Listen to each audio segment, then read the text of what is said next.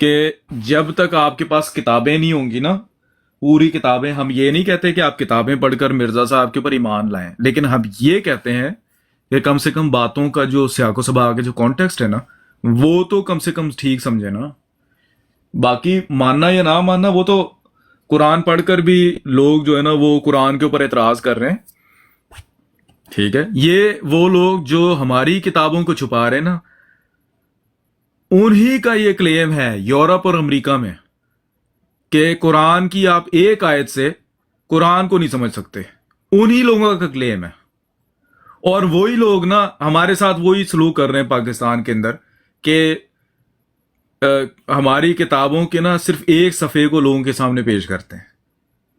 نہ اس سے پچھلا کوئی صفحہ نہ اس کے اگلا کوئی صفحہ، صرف کہتے ہیں جی مرزا صاحب کو اگر سمجھنا ہے نا تو ایک صفحے سے سمجھو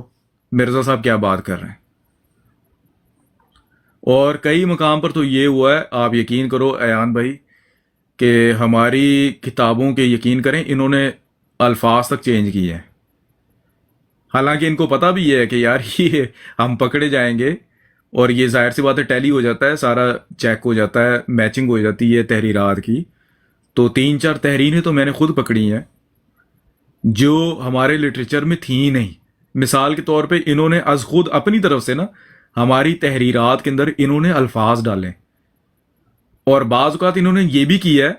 کہ مثال کے طور پہ 4 تحریریں ہیں، الگ الگ تحریریں، 4 تحریریں، ان 4 تحریرات میں سے نا توڑ مروڑ کر ایک تحریر بنائی گئی ہے، یعنی ایک لائن کسی ایک تحریر سے، پیراگراف سے، دوسری کسی اور پیراگراف سے، تیسری، ان کو جوڑ کر نا ایک پیراگراف بنایا ہے۔ یہ بھی ہوا ہے ہمارے ساتھ، یہ خود میں نے پکڑا ہے ختم نبوت والوں کی کتاب سے۔ ایک ان کی نا ایک کتاب چھپی ہے، کتاب کا مجھے نام یاد نہیں ہے، اس کے اندر انہوں نے ہمارے جو دوسرے خلیفہ تھے نا مرزا بشیر الدین محمود احمد صاحب، ان کے اوپر زنا کا الزام لگایا، نعوذ باللہ من ذالک، استغفر اللہ۔ ان کے اوپر انہوں نے زنا کا الزام لگایا، اور وہ الزام بھی بڑا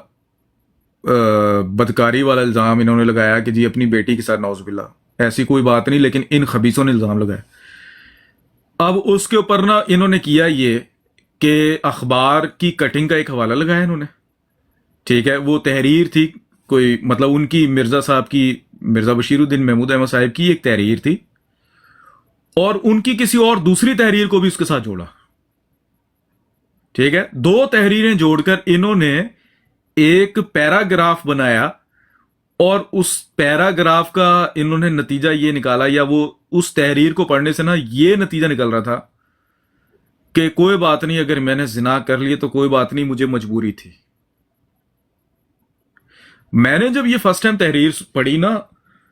تو مجھے تو خیر پتا تھا کہ ایسے ہی تو کوئی تحریر ہو ہی نہیں سکتی جماعت میں، لیکن پھر بھی میں نے کہا کہ یہ چیک کرنا چاہیے، تو میں نے وہ اخبار نکالا پوری، میں نے وہ نیچے باقاعدہ انہوں نے وہ دیا ہوا الفضل تاریخ اخبار یہ وہ، تو میں نے وہ اخبار نکالا، اور وہ جو جس طریقے سے انہوں نے بنا کر پیش کی نا،